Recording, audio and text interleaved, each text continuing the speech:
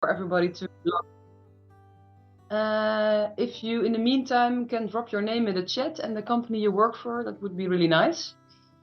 And then we will wait for 2 minutes for everybody to join.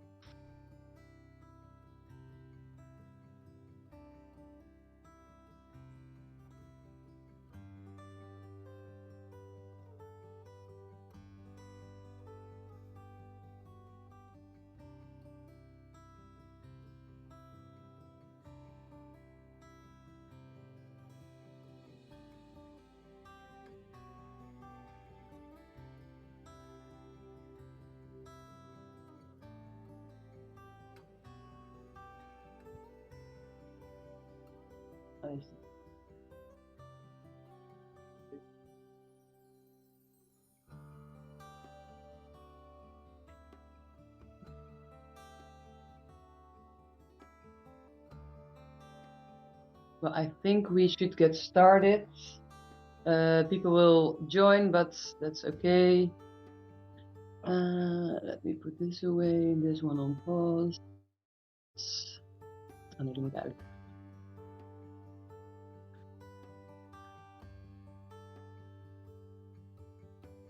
One moment to put out the music. So welcome all. Good to have you all here today. My name is Charlotte Smit and I'm Communications Manager at B Lab. And today I'm hosting this webinar, Expectations and Preparations for the Green Claims Directive, together with Jellien Roelofs and Anne van der Poel. And Jellien is a lawyer and anti-greenwashing legal expert at Lean Lawyers. Oh, we're not changing slides, one moment.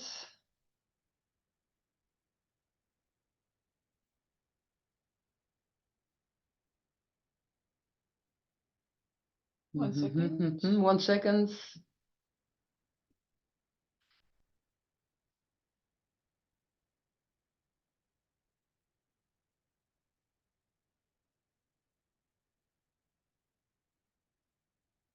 Oh.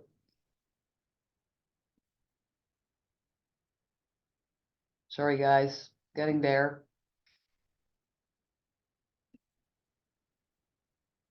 So, sorry.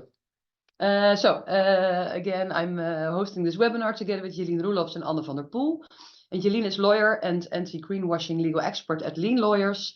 And Anne is strategist and copywriter at Misteli Creative Agency. And today you will get an introduction in what you can and cannot share about your sustainability practices. First of all, it's good to know that we will share this recording and all the slides to the participants in the upcoming days. And this is the agenda. So I will first start with a short introduction on B Lab and B Corp certification and a bit on B Corp month. And then Jellien and Anne will take over. And if you have questions, at the end we have some time for questions. So if you have any, please drop them in the chat and we can see how far we can answer all these ones. So a short introduction on B Lab and the B Corp certification. B Lab is a non-profit network transforming the global economy to benefit all people, communities, and the planet. And our vision is to build a more inclusive, equitable, generative economic system. And for that, we feel we need an economic systems change. And this is how we try to get this systems change. So we have 5 global strategies which will take us there. So the first one is to drive the adoption of our standards to manage the impact of business. The second one is, and probably you know this one best, is to certify businesses as B Corp. The third one is articulate and amplify stories of business as an equitable force for good, so leading by example. The fourth one is to catalyze policy change on national and EU level. And the fifth one is develop a network of local, regional, and global communities for change. And so the red arrow is pointing at broadcasting, and this is why we are here today. So to show what we're doing and to show expertise, especially now on this topic. And to tell some on the B Corp community. So as of today, there are over 8,000 certified B Corps across 96 countries and 162 industries, representing 700,000 workers. And at the moment, we have 369 B Corps in the Benelux. So shortly, an introduction on B Corp month. Every year during March, B Lab and the global B Corp community join together to celebrate what it means to be a B Corp. And with this campaign, we aim to build awareness and inspire our diverse audiences on our achievements and the importance of the movement to transform our economic system. And this year, the theme is This Way Forward. And for that reason, B Lab is hosting webinars, and this is one of them. So this one on the Green Claims Directive, which will give an insight on the upcoming EU legislation on this topic. And then my last slide is that I would like to start with emphasizing the importance of this topic. So greenwashing might not sound dangerous, but in fact, overselling the environmental benefits of a product, service, or whatever doesn't just confuse consumers. There's evidence it can even sow mistrust and might even slow down environmental progress. So therefore, it is a very critical problem and challenge. And should we stay silent then? I would say no. Businesses should inspire others and drive industry-wide improvements by communicating open and transparent about their sustainability practices, so they can lead by example. And that's why I'm very happy that today we have found Jellien and Anne willing to take us through this important topic and share with us the do's and don'ts. And therefore, I would like to give the floor to Jellien. So Jellien, it's yours. Thank you. I will now share my screen with you guys. Could you let me know, Charlotte, if it works well? It does, Jellien. Yes. Okay, excellent. Thank you. So welcome, everyone, and thanks so much for joining us today. My name is Jellien Roelofs. I'm a lawyer and founder of Lasting Legal. And in this specific part of the webinar, we're going to look into the Green Claims Directive and how to prepare for these future regulations. So we named the webinar Green Claims Directive. We are actually going to explain the overall regulatory framework for greenwashing, which isn't actually restricted to the proposed Green Claims Directive. And also to better understand this regulatory framework, we are going to step back and put the regulatory framework into perspective of what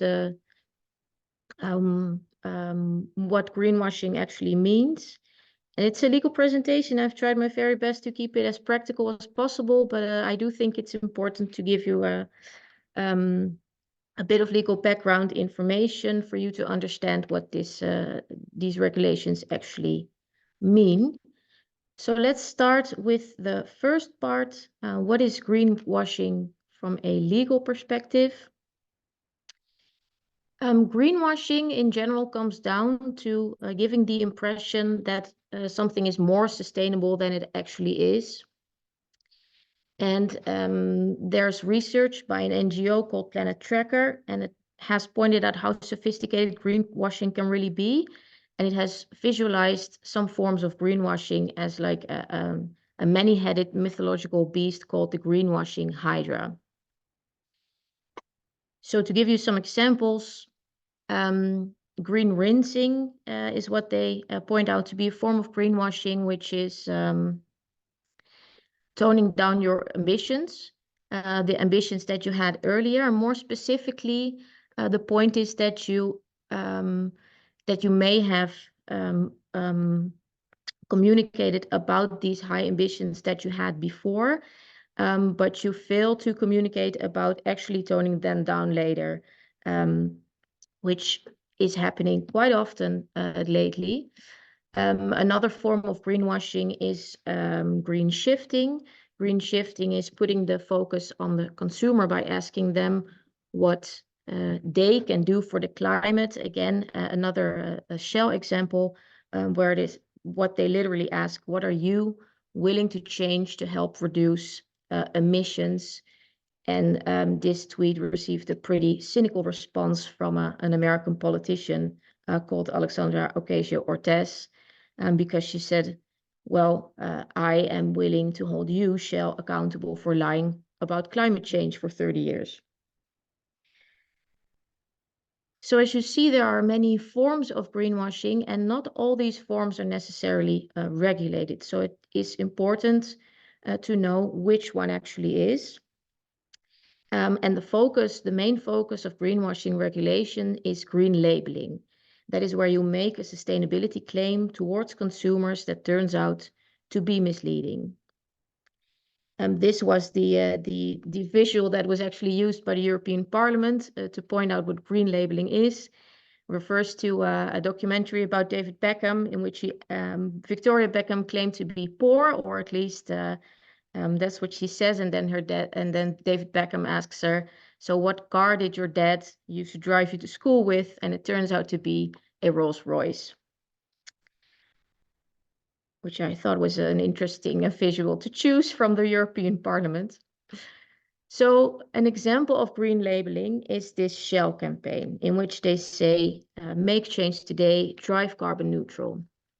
It has a lot of green visuals, and it gives consumers the impression that fossil fuels are actually more sustainable than they really are. And I think it's most people understand that this is actually a form of greenwashing. And again, this is an example from Shell. But I would like to point out two other examples of what could be greenwashing too, which might be less obvious to most people. And it's cases that either give an impression about sustainability that is too strong, or where there's a lack of substantiation altogether. And in the regulatory framework that we are going to talk about today, it is explained how green labeling as a form of greenwashing can be avoided. So to end this part about the legal perspective, I would like to end with a quote, and it says, just as business as usual can't make the world sustainable, communication as usual will not make communication about sustainability credible. And with this, I'd like to point out that communicating about sustainability is different, and it really requires different knowledge. Oh, that's a... Oh, we're going a bit too fast. Yes. So let's get into the regulatory framework. I'll first explain the structure of the regulations, and then we'll get into what these regulations really entail. So there's a lot of attention in the media for these two proposed directives that are supposed to end greenwashing. One is empowering consumers for the green transition, and the other one is the Green Claims Directive. And together, this is the basic future regulatory framework for sustainability claims. What some people don't actually know is that there already is a proper regulatory framework for sustainability claims, and that is the Unfair Commercial Practices Directive. And what will happen is the Empowering Consumers for the Green Transition Directive will actually be incorporated into the Unfair Commercial Practices Directive. The Green Claims Directive will be something entirely new. And what will they do? So the Empowering Consumers for the Green Transition will strengthen the existing framework for sustainability claims, which are both ethical claims and environmental claims. And the Green Claims Directive will propose new rules for environmental claims only. So we'll now go into the rules within the current and future framework, and we'll start with the current framework, which is the Unfair Commercial Practices Directive. And what we have now already is a basic framework that says it is not allowed to mislead a consumer in general, really, but also about sustainability. So what is the actual scope? It is about voluntary business-to-consumer sustainability claims and labels. And it concerns all companies that are active on the EU market, so that are facing European consumers, regardless of their size. So let that sink in for a moment. Every company that is voluntarily claiming something about their sustainability towards consumers fall within this specific framework. To give you an example of a sustainability claim, or more specifically in this case, an environmental claim that is currently on the market, Evian has made a claim. It says this bottle is made from bottles, and it is a recycling claim specifically. And in this case, a complaint was filed because it gives the impression that a bottle can recycle 100% into a new bottle, which apparently isn't possible. So, but to give you an example of a sustainability claim, an environmental claim that is currently on the market. So this basic framework that we have in the Unfair Commercial Practices Directive is very general, it's very broad, it's implemented into national law, but it doesn't explain really how one can mislead about sustainability. And that's why guidances have been published by the European Commission and by national regulators to further explain and help companies avoid greenwashing and to avoid how you can mislead consumers. So there's been one from the European Commission that has existed for over 20 years, if I'm not mistaken. There are one in many member states. In the Netherlands, we have the guidelines regarding sustainability claims for the which was issued by the Authority for Consumers and Market, the ACM, in the Netherlands. And whilst many member states have issued their own guidances, in essence, they all come down to the very same thing, the very same principles, and that is that in essence, sustainability claims must be truthful, their presentation must be clear, specific, accurate, and unambiguous, and also claims must be supported by evidence. And this sounds pretty straightforward, but practically it is a bigger challenge than one might think. So I picked out 3 tips specifically that can help you make sustainability claims that aren't misleading consumers. And these tips would be to avoid absolute or generic claims, to be careful with visual claims, and to complement claims with substantiation and with proof. So the very first tip, to avoid absolute and generic claims. Absolute and generic claims are claims that are not substantiated, that give a very strong impression about the sustainable benefits or the lack of negative impact. And consumers very often overestimate the meaning of such claims. So to give you some examples that I found in real life, actually, and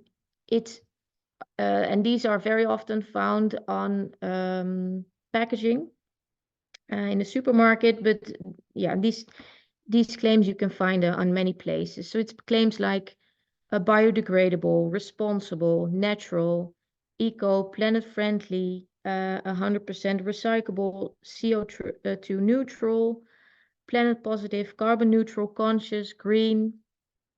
And you can really make a distinction between claims that are just way too vague. For example, sustainable. It's unclear what sustainable actually means without any proper explanation. And on the other side, you have these claims which are way too what they call absolute, so too strong. Sustainable would also be considered too strong, but if you would compare it with carbon neutral, it really gives consumers the impression, consumers actually think that when you put this on a product, that the product has no negative impact at all on the environment. and that impression is too strong.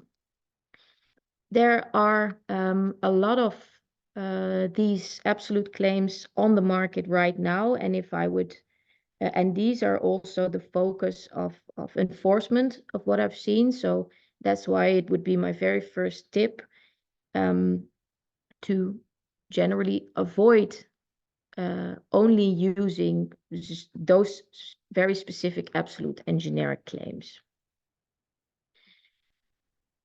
A second tip I would give is to be careful with visual claims.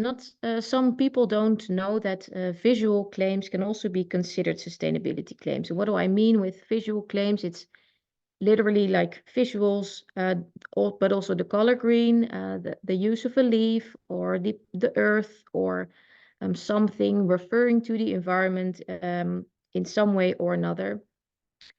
These claims, these visuals should support your sustainability claim and may not give the wrong impression about any sustainable advantage. And again, to give you some examples, the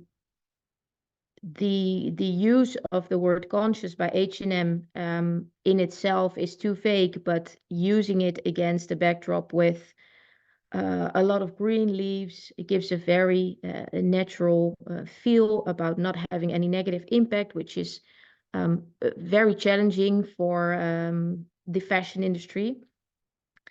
But also randomly giving your packaging a green color could give the consumer a very strong impression about the sustainable advantages.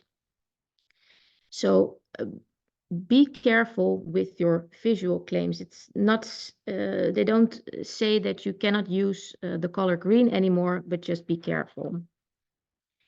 The third tip I wanted to give is to make sure that you complement every sustainability claim with the proper substantiation and with proof for every single claim that you make.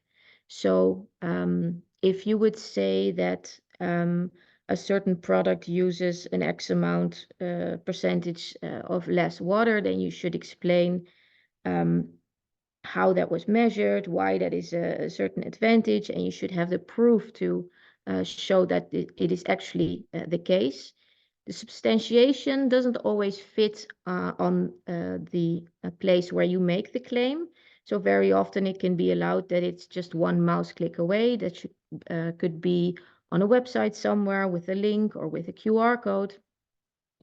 And the proof needs to be available. It doesn't have to be published. So that is something that you don't necessarily have to publish, as long as you have it and immediately have it when it's required. Another example, this is one from the ACM, the Dutch regulators guidance. So on the one hand, you see it says, "We are doing great thus far in the Netherlands." It's supposed to be a website from an energy provider. And it says, "We are at the forefront of the energy transition." And then the ACM says it's too vague. We don't exactly understand what you're doing, and I see no further substantiation to something else. So how they propose to improve this is to rephrase the claim to, "Of all electricity suppliers, we generate the most green power in the Netherlands," which is very factual. And then they say, "Please read more, see this link," and then there's a link with more information. So then the big question, what happens if we don't comply at this moment? So again, there is already a regulatory framework in place against misleading consumer claims, misleading sustainability claims.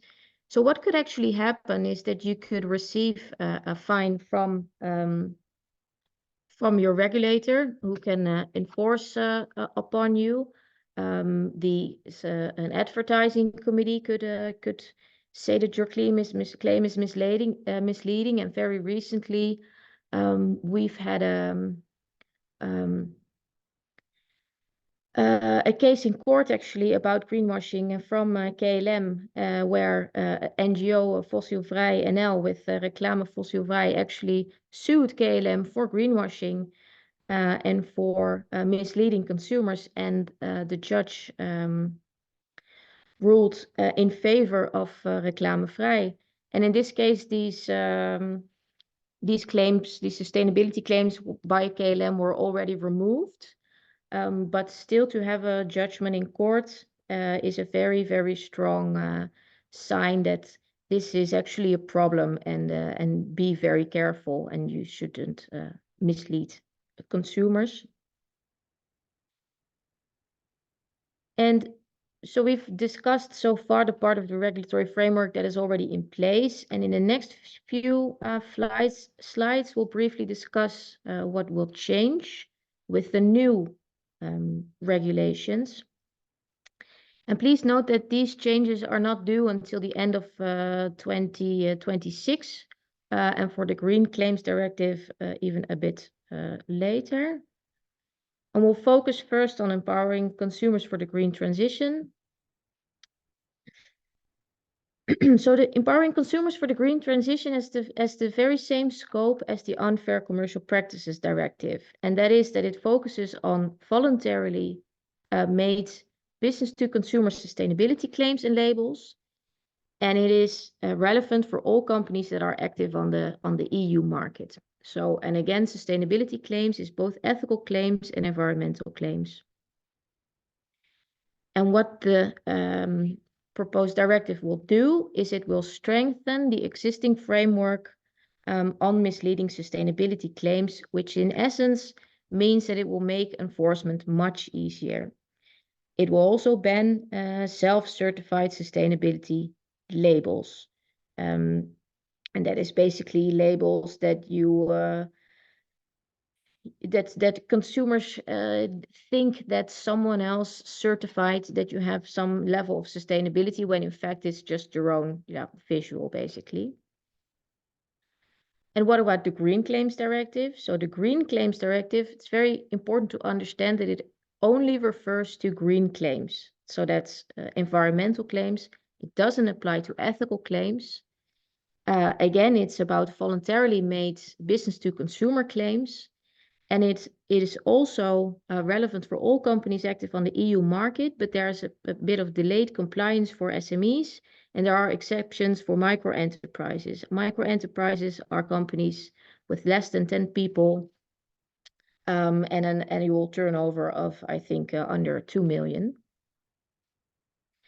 So what are these new rules? There are additional requirements for substantiation and proof, and maybe most importantly, basically all environmental claims, all green claims will require prior verification by a third-party verifier.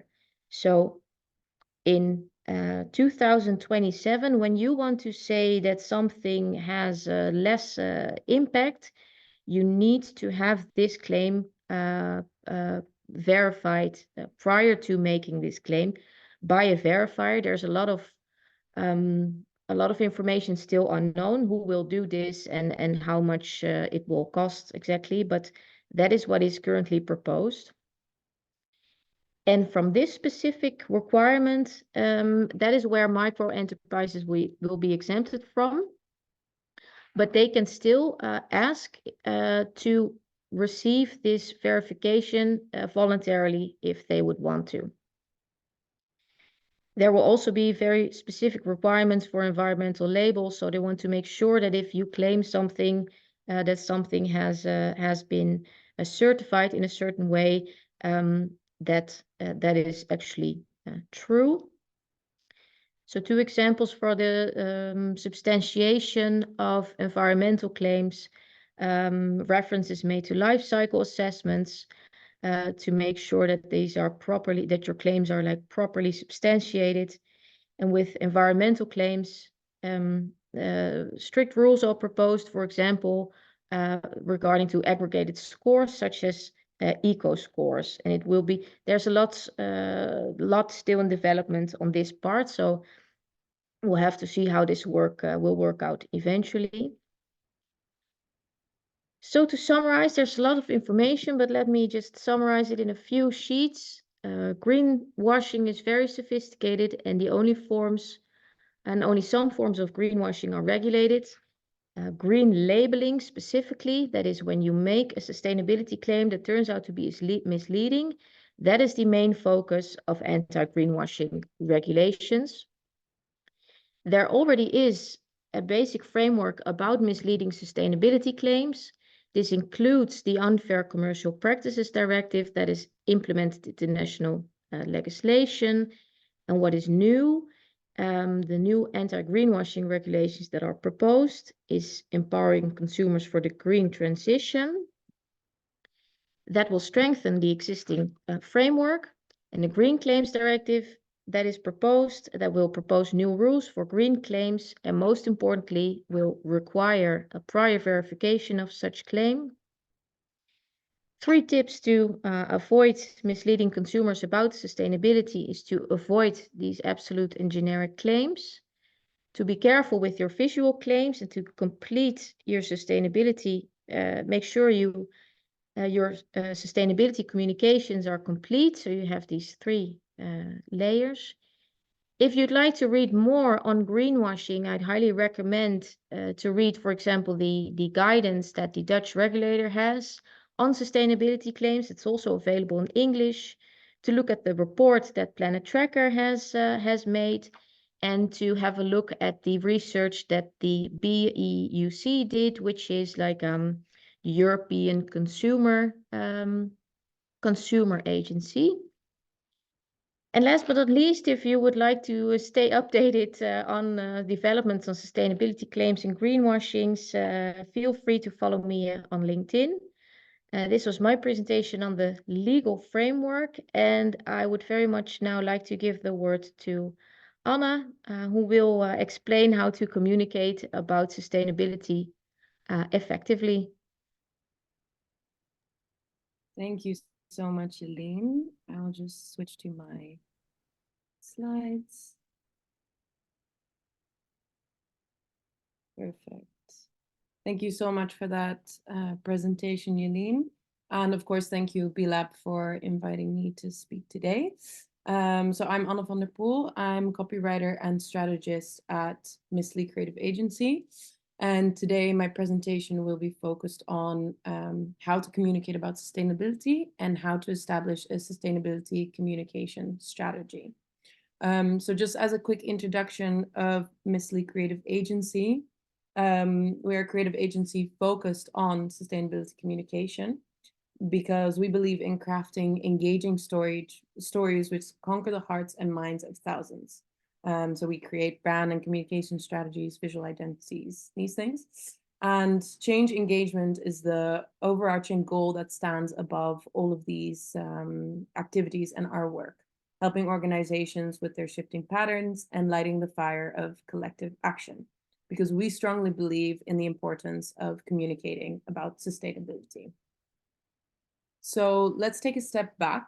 How did we get here, and why is all of this so important, and why is it important to us? So we are currently in what we call the age of transparency, which is a time when people are being their unfiltered, authentic selves, particularly online. A time where consumers hold all information at their fingertips and can verify everything and anything for themselves. A time where honesty is valued above all else. And also, as we saw from Jellien's presentation as well, a time where the law is putting more checks in place to ensure the protection of truth. So this is not always how it used to be, of course. Companies used to get away with wild claims and campaigns, and consumers had no way of fact-checking these, and also weren't by far as suspicious of this type of communication as they are now. So we all remember, for example, the infamous marketing done by the tobacco industry before the law caught up to them. Or more recently, as Jellien also mentioned, we've seen various examples of companies communicating about their sustainability policies and efforts in ways that have been proven to be examples of greenwashing. And this proliferation of greenwashing and the various different types of greenwashing have made consumers very wary of marketing and suspicious of sustainability claims. So this was actually most recently highlighted in the most recent yearly industry report done by Be Open and Market Response, which was published in November 2023. And this demonstrated that the majority of consumers expect companies to communicate about their sustainability practices and trust companies more who actually do this. However, it also showed that 42% of consumers mistrust any terms like socially responsible or sustainable and are actually really tired of marketing in general. So then the question becomes, how do we cater to consumers who want to know about our sustainability practices, but are also extremely suspicious of any communication that is done? So we think the key is in the age, transparency. In the age of transparency, radical honesty is the way of doing things and countering the suspicions that consumers have. So here's an example from Ace and Tate from a couple of years back, who, as a response to becoming B certified, sent out a newsletter admitting with the ways they had, well, messed up in their practices. So rather than celebrating what they had achieved by becoming a B Corp, they admitted to everything they hadn't done right. So this is the kind of radical transparency that we're talking about.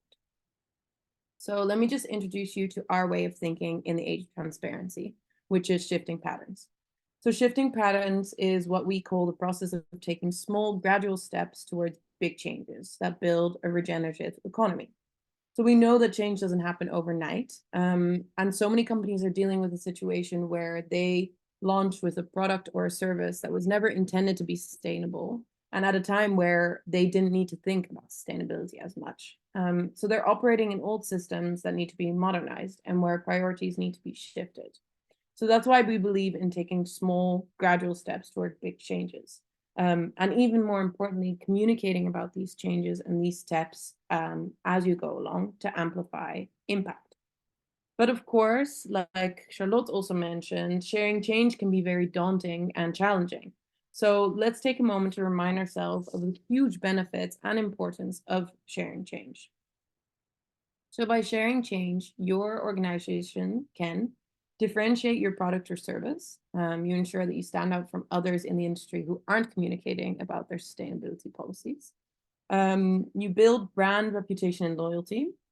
As we've seen, as the statistics show, consumers find companies who communicate about sustainability much more trustworthy. You provide a purpose for your workforce. So doing good for the planet and its people provides a deeper purpose for the work, which often benefits the entire organization throughout. You attract new types of investors, partners, or consumers, ones which are actually aligned with your sustainability mission and can help you in your sustainability mission as well. You encourage sustainable behavior and collective action. So this is also your opportunity to inspire others to make the right choices. Your organization holds so much power to set new norms and raise the standards. And lastly, walk the talk, so turning plans into action. So communicating about your sustainability efforts is also often a great way of holding yourself accountable to execute on the promises that you have communicated. So now the question is, how do we effectively communicate about sustainability without falling into the traps of greenwashing, green hushing, green shifting, all of the ways of greenwashing? So we've developed a model for exactly this, which is called story proofing. And this is, as Jellien mentioned in her presentation, communicating about sustainability is not communication as usual. So you have to find new models, new strategies to do it. And story proofing is a cyclical model with various steps that support organizations to build their sustainability communication strategy, in which one of the key things is that you're separating your sustainability communication from your usual sales and marketing activities, where your marketing and sales might be very focused on spotlighting your products or services, and of course, naturally putting them in a very positive light. Sustainability is truth-telling. It's being completely transparent. So you should really think about separating these two things out. So just walking through the steps of the story proofing model, you start by defining the leading narrative. So you look at your organization's ambitions and sustainability efforts and goals, and you use these to define a narrative that fits your current sustainability identity and your desired identity, so where you want to go. Next, you start gathering all your evidence, all the information you need to start telling the stories you want to share, because of course, transparency is key.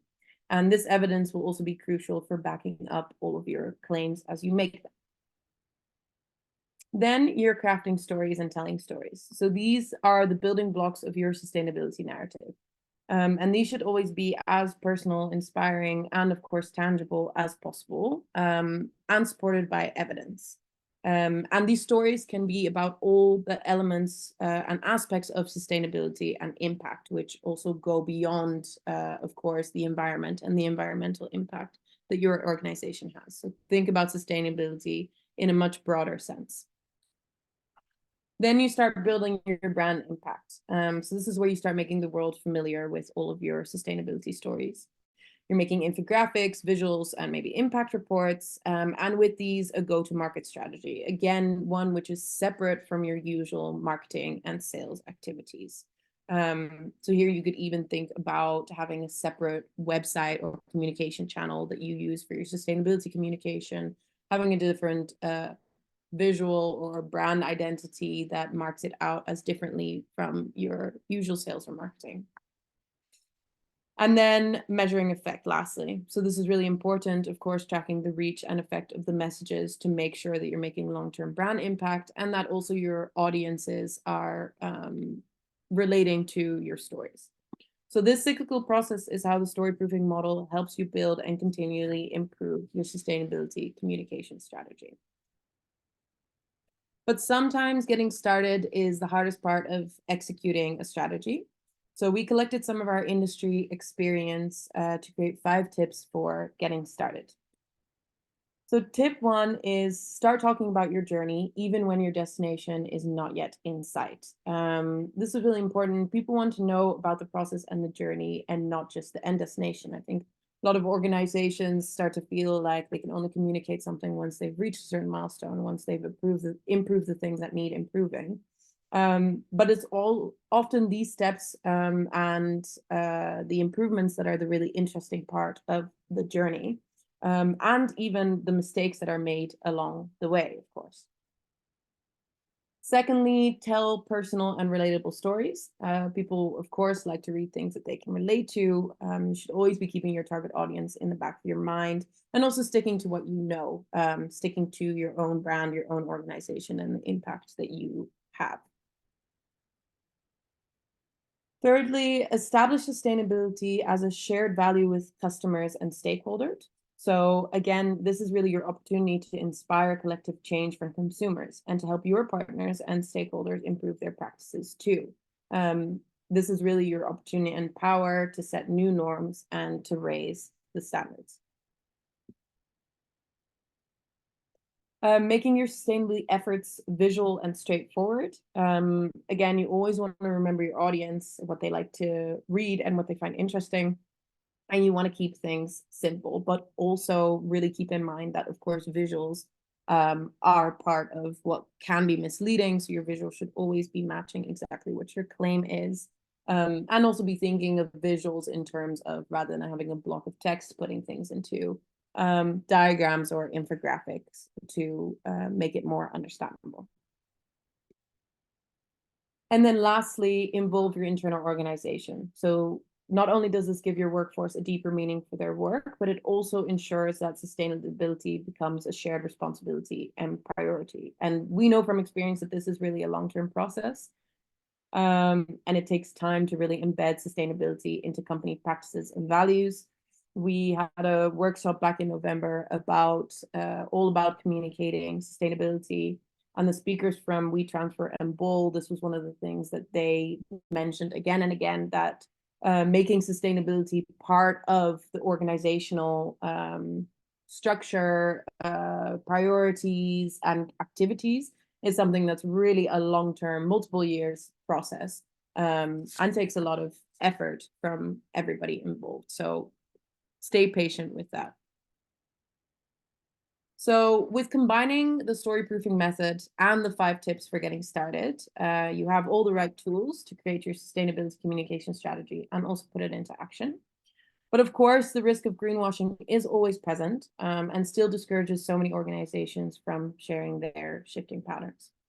So to help this, we have a simple checklist to run all your communication by. This is very similar to what Jellien also mentioned in her presentation. So you want to ensure that all your stories and statements are transparent. You want to paint a complete picture, never leave out any details, the good, the bad, or the ugly. And don't just talk about the things that you're doing right, but take a page from Ace and Tate's book and also talk about the things that didn't go perfectly, that aren't going perfectly, that the setbacks and mistakes you've made along the way. Be clear. Don't leave any space for uncertainty or ambiguity. Use simple language, get straight to the point. And remember your naturally suspicious audience. Also remember that maybe your audience isn't fully educated on all elements of sustainability. So there might be certain terms or ideas that really require explanation and further examples. So remember to explain everything. And then lastly, of course, verifiable. So substantiate your claims always and provide sources.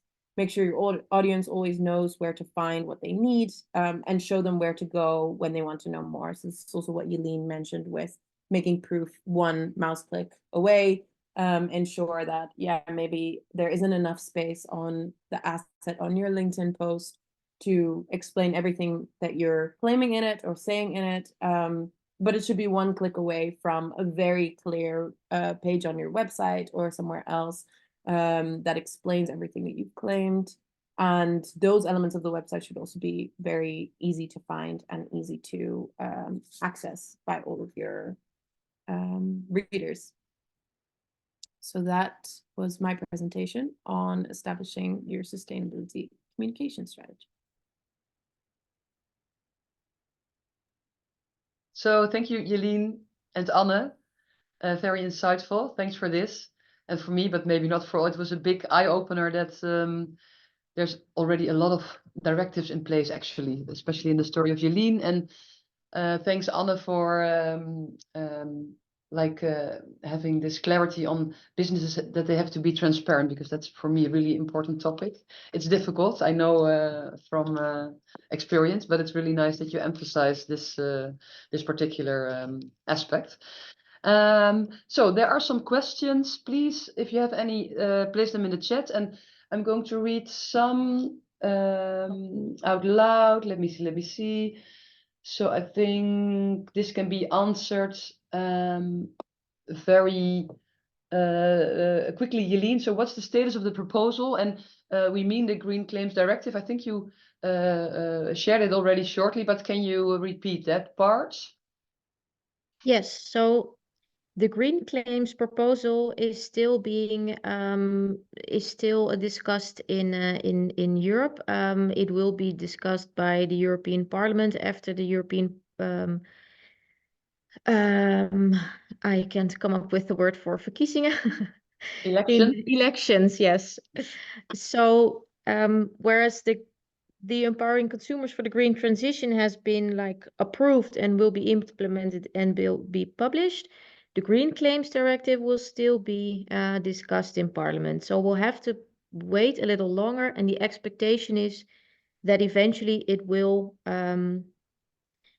enter into force or somewhere in 2027. So in about 3 years is what expected currently. Yes, thanks. Then Daniela asks, why is the existing framework a new directive aimed at B2C only? Why not B2B too?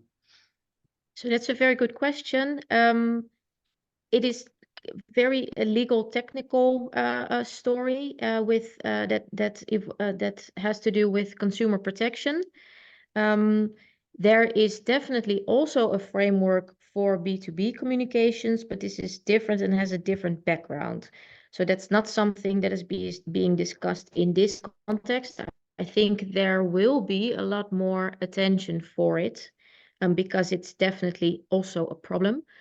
And at this point, I also see a lot of B2B providers who still want to comply with the B2C regulations because their clients eventually communicate with consumers. So the B2B clients still find it important for the claims to be factually correct because they want to use them and they want to avoid making any misleading claims. But technically, from a legal perspective, it's two different frameworks, and I won't go into that right now. Thanks, Jellien. Let me check. So what is your view on lofty goals? For example, on our way to net zero by 2035, will this be able to communicate as an end goal only if we have a clear strategy in place to achieve that goal? So So can we- essentially, sorry. yes, essentially, yes, you can communicate about your ambitions and you have to have like a proper framework and strategy into place. It's very important that it's feasible and that you already started to execute your plans to reach those ambitions. With a specific side note on the word net zero. Net zero is named as an absolute claim. So, and it has to do with the fact that consumers don't understand that net zero means something else than absolute, like zero emissions, zero impact. And I get a lot of questions about it, and there's a bit of a misunderstanding that there are goals that have certain names, such as net zero or the science-based targets initiative, that can be used internally for your internal communications to understand within the company what your ambitions are, and whether you can communicate this ambition towards the consumer, and whether or not that is misleading. So that's two things that you need to distinguish on this point. But generally, yes, you can definitely communicate about your ambitions as long as you have like a clear strategy that you are already executing. Great. Okay. Then from Anna from Danone, did I understand correctly that any sustainability claim will only be able to exist if there's a third-party certification / proof for which sustainability claims B Corp will be a proof point, but this already assumes that we will be this verifier. So that's this is for the Green Claims Directive, right? So who will be the parties that will do this verification, right? Yes, so your first, you did understand correctly. Every sustainability claim or every environmental claim needs to be verified. Who those verifiers will be is yet unclear. It's simply not clear yet. Further regulations and will make this clear in the future. I don't know, maybe this year, next year, something. And having a third-party certification such as B Corp will not necessarily be a verification for a claim you can make. So you can have B Corp as a certification, and on top of that, if you say something about your impact or if you have reduced your impact by something, then you will have that specific claim needs to be verified by an external verifier. Exactly, and this will be decided, right? Who these parties will be, who's going to do this verification. Yes. Yeah. Okay. Jacqueline asks, why is there a separate Green Claims Directive? Why isn't it sort of like enclosed in the first, so Empowering Consumers Directive? Why is it a separate one? Do you know? I don't know. I think it's from a really technical legal perspective that they simply, it was too much work to put all these new regulations specifically on green claims into an existing framework. So what you see now is the way that the Empowering Consumers for the Green Transitions is like simply adding the word sustainability as one of the things that you cannot mislead a consumer about. It's a very, very tiny adjustment with big consequences. But the Green Claims Directive is another 20 pages on elaboration on what the substantiation needs to be. So I think it's just from a practical point of view, they decided to keep these things apart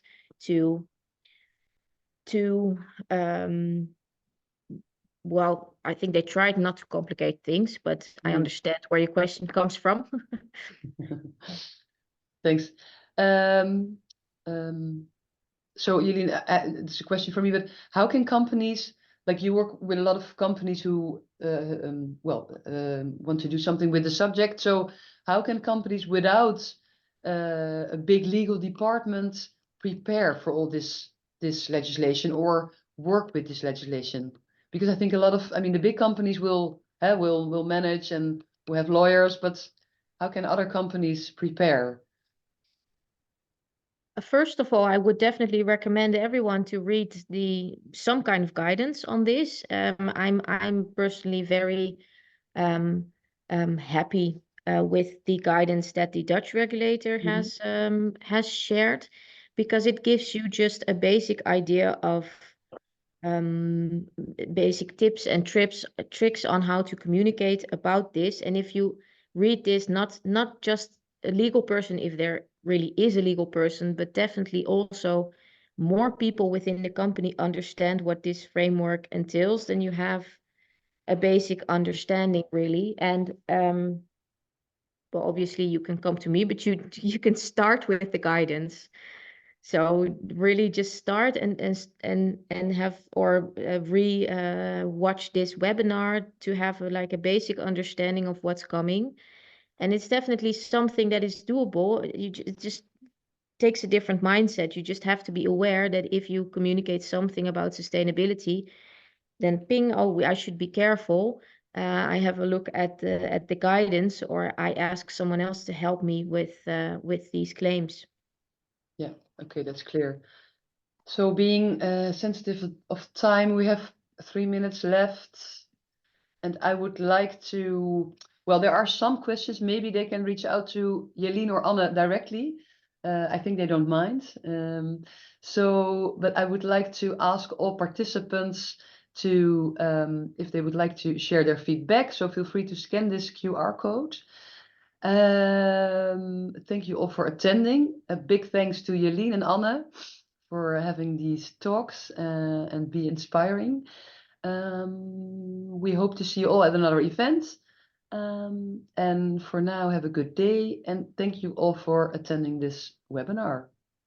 See you later. Bye-bye.